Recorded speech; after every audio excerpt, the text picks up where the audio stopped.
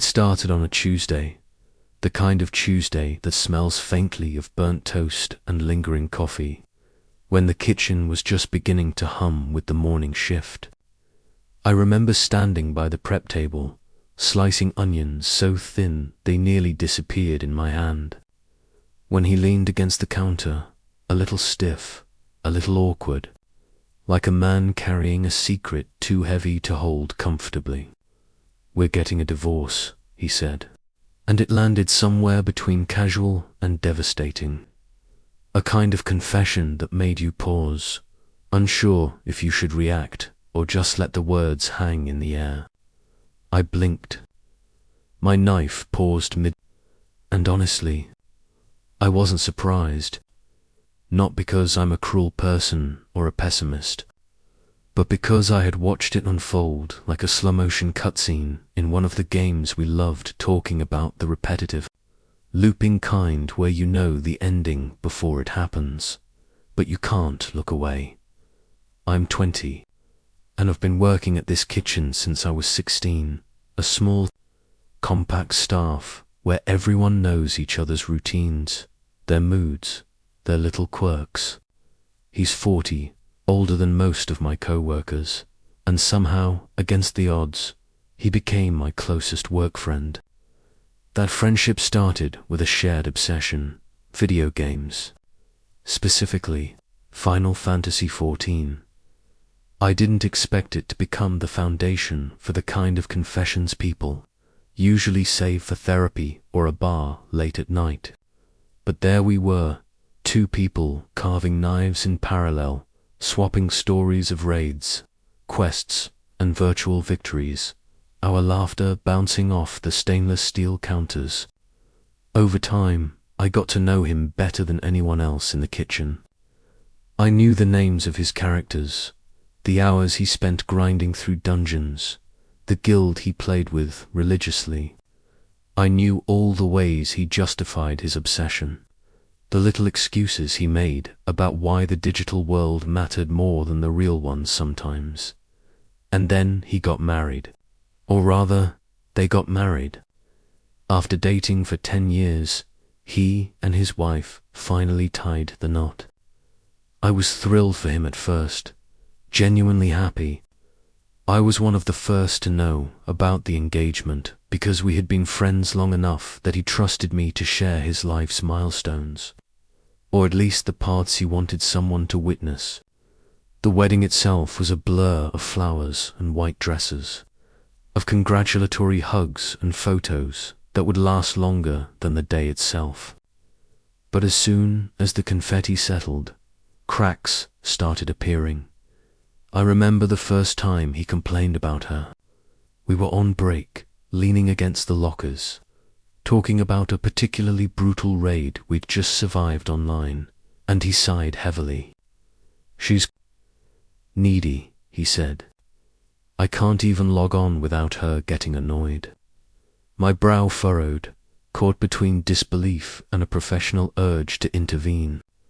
"You've just gotten married," I said. "Maybe you should make time for her." He waved me off, dismissive, like I was some kind of unsolicited patch note on the software of his life. That was the first of many. The opening salvo in a year-long barrage of complaints about her neediness, her demands, her insistence on time together rather than time spent in front of a screen. At first, I tried to be patient. I told him gently, maybe take a little break from the game. Spend an hour with her. It might help. He never took my advice seriously. Each suggestion became a little battle of its own. Every conversation, a cycle of resistance and denial. Over time, I realized there was nothing I could do. The warning signs were all there. A man who loved his virtual life more than his real one. A marriage built on a foundation of impatience and distraction. And all the while, he still confided in me, pouring out his frustrations like he had nowhere else to vent. The irony, of course, was that I had warned myself not to get too involved. I was 20. He was twice my age. There's a subtle power dynamic in that, a kind of unspoken mentorship turned frustration that colors every interaction. But despite that, I was there, listening, empathizing, nodding along as he complained about the very person he had vowed to cherish. And then came the day when he told me. He said it casually, almost like sharing the morning's weather. She wants a divorce. I felt a strange mix of shock and inevitability. My hand froze over the cutting board. And then I said it, without thinking, without filtering my words through the softest, safest lens possible. Honestly, I said, I'm not surprised. He blinked at me like I had just dropped a bomb in the middle of our conversation. His face went pale, a mixture of hurt and disbelief, and the weight of the words hung heavy between us. I continued, my voice steadier than I felt. All you ever talk about are video games. Every time you've told me about her, it's negative. You don't see her as a partner, you see her as a speed bump to your raid schedule. There was a pause, a silence so thick it could have been carved into a tangible object. I realized then that I had crossed a line, but it wasn't about malice.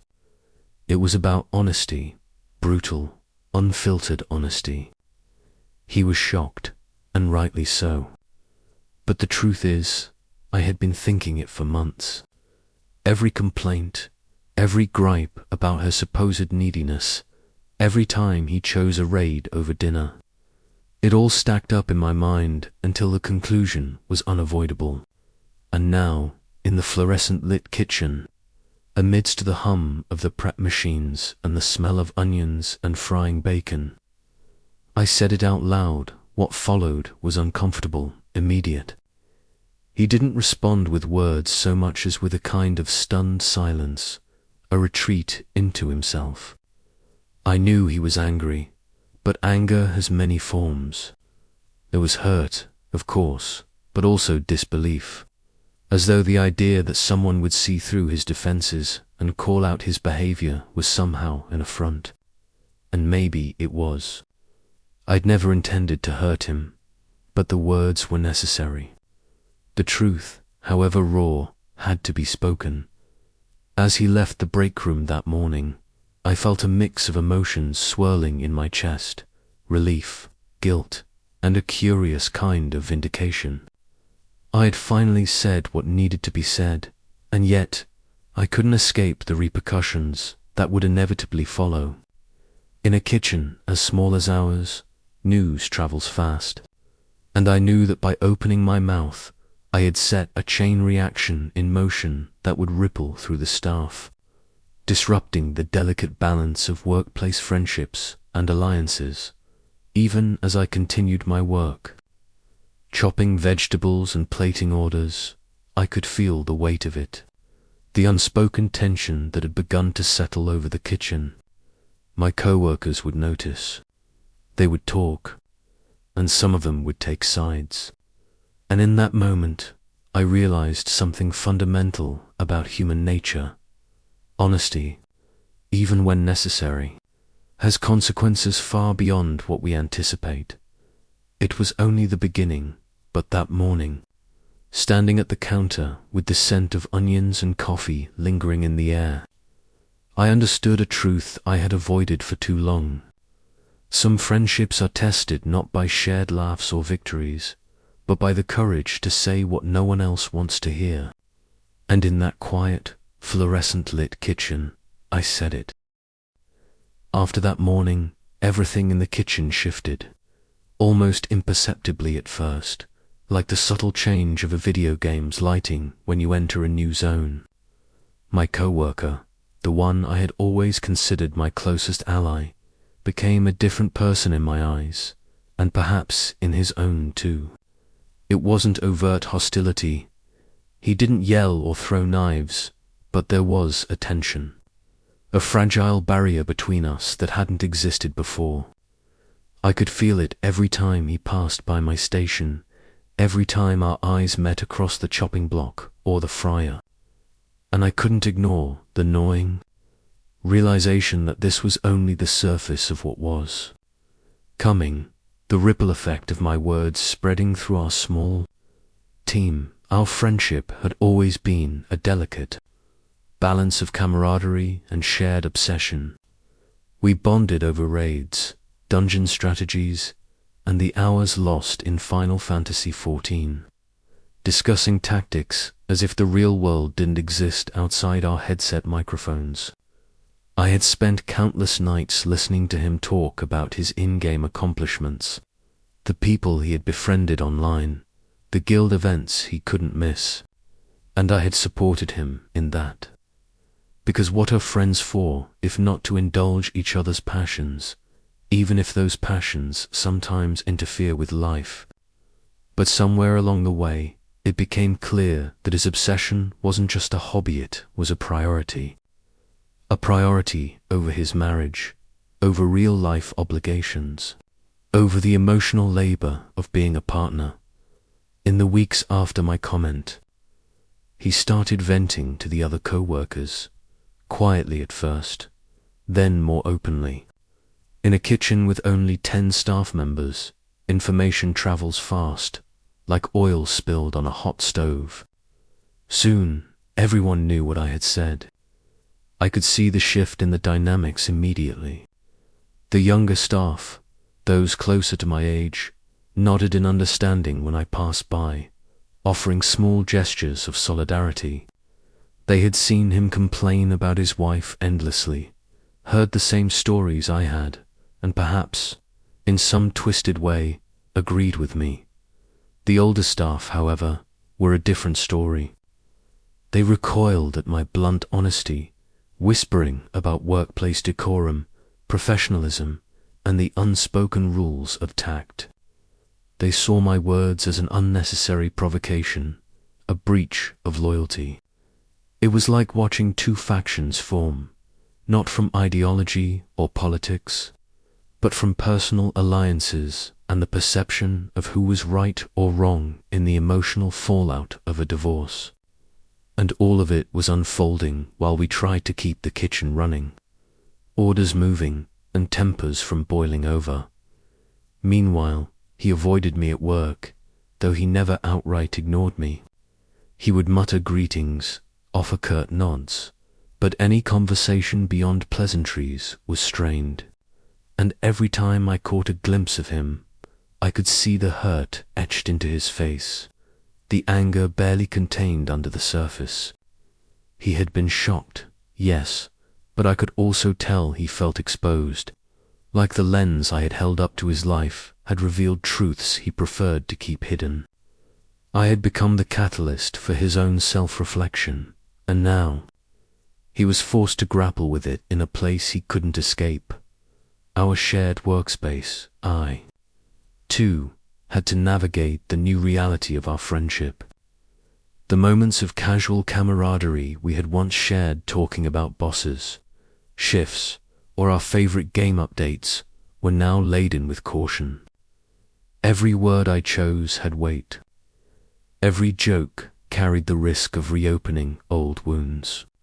And yet, I couldn't deny a sense of clarity that came with the confrontation. I had spoken my truth, and it resonated with something in me that demanded authenticity, even at the cost of comfort. Outside the kitchen, he started talking less about his wife altogether, which in hindsight might have been for the best. But when he did, it was usually defensive, an attempt to reclaim the narrative that I had interrupted. He would recount moments of supposed intimacy or effort, painting a picture of a partnership that only existed in his version of reality. And I listened, occasionally offering neutral responses, because at that point, arguing would have been futile. He wasn't looking for advice. He was looking to justify himself, to reconstruct the story in a way that preserved his sense of control. The tension extended to the other staff as well. Break-room conversations became arenas of subtle judgment, where glances carried opinions and laughter could be weaponized.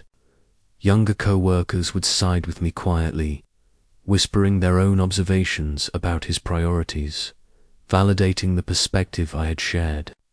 Older co-workers, meanwhile, would exchange knowing looks, cautionary tales about speaking too freely, and reminders that the workplace was not a confessional. It was like living in a microcosm of high school, only with knives, stoves, and orders to fill on a strict timeline. I found myself reflecting on the nature of relationships and obsession more than I had before. His story wasn't unique, I realized. I had seen it in friends, in colleagues, even in myself at times. The tendency to prioritize passion over people, to justify neglect in the name of personal fulfillment. And yet, watching it unfold in someone I cared about, someone I had considered a friend, carried a weight that no abstract observation could replicate. This was intimacy, trust, and betrayal, all tangled up in a single thread of human behavior, observed in real time. At the same time, I noticed a subtle change in myself. I became more cautious, more deliberate in my interactions. I realized that honesty, while liberating, was also a double-edged sword. I had spoken my mind without malice, but the aftermath reminded me that truth could hurt, especially when someone wasn't ready to hear it. I also began to see the layers in my coworker, the man who could spend 12 hours in a virtual world, yet struggled to meet the emotional needs of the person closest to him. The friend who could confide endlessly, yet dismiss guidance and advice at every turn.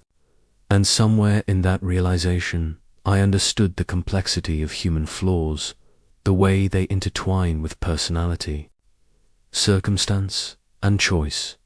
Despite the awkwardness, the tension, and the fractured alliances in the kitchen, there was a strange beauty in observing these dynamics. It was like watching a narrative unfold in real time. Each action and reaction, a line of dialogue in a story I hadn't scripted but was deeply invested in. And through it all, I found a sense of clarity about my own principles. I valued honesty, even when inconvenient. I valued awareness of one's actions and the consequences that ripple outward. And, perhaps most importantly, I understood that sometimes the hardest part of friendship is acknowledging the truth, even when it creates discomfort, even when it risks alienation. As weeks turned into months, the drama in the kitchen began to stabilize, though never entirely. People adapted to the new normal, to the factions and whispers, to the cautious exchanges and wary smiles. My coworker eventually left more of his personal life unspoken, retreating into the safety of game discussions rather than marital complaints. And I, for my part, learned to navigate the delicate balance of engagement and detachment, offering support when asked, maintaining boundaries when necessary, and observing the unfolding narrative with the keen eye of someone who had once been inside the storm and survived it. The more I reflected on the events, the more I realized that this conflict had offered an unanticipated lesson. It was a study in priorities, in how passion and attachment can clash, in the consequences of ignoring reality for the comfort of fantasy. And through it all, I understood that honesty, while dangerous, was sometimes the only way to catalyze self-awareness in another person, if they reacted with anger, resentment, or disbelief. In the quiet moments, when the kitchen was empty and the hum of the machines softened, I could almost see the narrative play out like a cinematic cutscene, each character caught in a cycle of choices and consequences, until the inevitable conclusion drew near. The climax hit unexpectedly, not like a thunderclap, but like a door slamming in a quiet hallway. One afternoon, the kitchen was quieter than usual. The lunch rush settled into a slow lull, and I was wiping down counters when he approached me. There was a storm behind his eyes, a tension I could cut with a chef's knife. "Do you know what you said?" he demanded, voice low but sharp enough to draw a few glances from the nearby stations. I paused, nodded, and braced myself. I did know. Every word, every syllable, and the way it had landed in the small, tight circle of our kitchen staff, he launched into a litany of grievances, the kind that gather like storm clouds over months of suppressed frustration. He told me how my words had spread, how they had become the topic of whispers and side conversations. He complained about being shamed in front of coworkers, how my casual honesty had ignited a firestorm that he could not control. I listened calmly, not because I was indifferent, but because the truth needed its audience, and he, for all his anger, had summoned it. He was stunned, yes, by my honesty, but the anger was rooted in the mirror I had held up to him, a reflection of choices he had made, priorities he had set, and the eventual consequences of both. The kitchen, our small ecosystem of 10 staff members, became the stage for the fallout. Gossip spread like butter on a hot pan. Some younger co-workers whispered to me in solidarity, sharing their own stories of frustration and validation. Others, the older staff, shook their heads and muttered about decorum and professionalism, about lines crossed and the proper boundaries of workplace relationships. Our boss, to her credit, stayed out of the drama, observing without intervention. Perhaps because she understood that this wasn't a disciplinary issue, it was a moral one, a collision of truth and ego, of perception and reality. But the twister part I hadn't anticipated was how the entire kitchen fractured along the lines of our loyalty. Those who sided with me did so quietly, lending small gestures of encouragement, a nod here, a shared smile there. The others took his side, offering him sympathy and validating his anger, reinforcing the narrative that I had overstepped. It became more than a conversation between two friends. It became a social test of alignment, an unwritten competition for approval and fairness in the microcosm of our workplace. And through it all, I realized that speaking truth comes with collateral, ripples that extend far beyond the original intention. In private moments, he confronted me again, not with accusations, but with something heavier, an appeal to friendship, to loyalty, to the idea that some truths, no matter how accurate, are better left unspoken. He reminded me of our shared past, of the countless hours spent in raids and dungeons, of strategies debated and victories celebrated. He reminded me of a bond that had survived years of work shifts and gaming marathons, of camaraderie forged through shared passion. And yet, there it was, the undeniable rift created by words that were both necessary and destructive.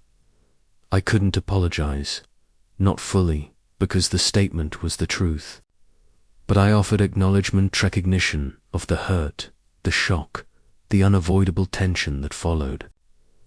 "I didn't mean to hurt you," I said softly, but I couldn't not say it. "You kept telling me how unhappy you were, and I had to be honest about what I observed. I can't control your reaction, only my own words." His expression shifted, a complex tapestry of anger, hurt, and perhaps a reluctant understanding. The aftermath was fascinating in its intensity. For a while, every shift felt like navigating a maze of alliances and judgments. Some co-workers became allies, others subtly distanced themselves, unsure where the truth fell and where loyalty lay. But gradually, the storm began to settle. Conversations returned to normal, if only partially.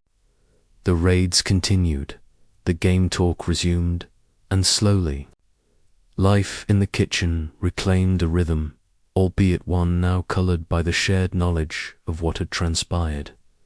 Looking back, I understand the subtle revenge inherent in my words, not a vindictive act, but the natural consequence of truth spoken. His marriage had faltered under the weight of his choices, and my statement merely acknowledged a reality that he had ignored. In a way, it was poetic. All the complaints, all the justifications, the endless comparisons between duty and desire, had culminated in an acknowledgement that mirrored the inevitability of his divorce. And the shock, the anger, the gossip, they were all echoes of a simple truth he had refused to see. There was an unexpected liberation for me, too. Honesty, even when it disrupts the social order, has a purifying effect. It clarified relationships, exposed true loyalties, and demanded reflection. I realized that life, like the games we played, often presents choices with consequences that can't be ignored. Some players make mistakes, some fail to prioritize correctly, and some must face the outcomes of their obsession. And sometimes, as in this case, the observer, the friend, the coworker, the witness becomes the catalyst for awareness, even at the cost of temporary discomfort or conflict. In the months following, our interactions stabilized. He returned to his usual self in certain ways, quieter perhaps, more reserved, occasionally sharing tales from the game that hadn't been filtered through the lens of marital struggle. I, too, settled into a new rhythm, balancing honesty with discretion, learning the nuanced art of speaking truth without igniting unnecessary chaos. And though the kitchen remained a small stage for interpersonal drama, I had emerged with a deeper understanding of human nature, priorities, and the consequences of neglecting what matters most. Ultimately, the story was not about me being right or wrong. It was about observation, awareness, and the courage to articulate what others might only whisper to themselves. The divorce, inevitable as it was, became a lesson in accountability, not just for him, but for everyone who had witnessed it unfold. And in a strange way, that moment of honest raw, unfiltered, uncomfortable became a turning point, a reminder that sometimes the only way to honor friendship is to speak truth, even when it hurts. Looking back, I am neither regretful nor triumphant. I am reflective. I see the stakes of honesty, the ripples of actions, and the complexity of human relationships laid bare. And I understand, with a clarity that only experience can provide, that speaking the truth even in a small, fluorescent-lit kitchen, amidst chopping boards and frying pans, can change everything, not through malice, but through the unyielding force of reality itself.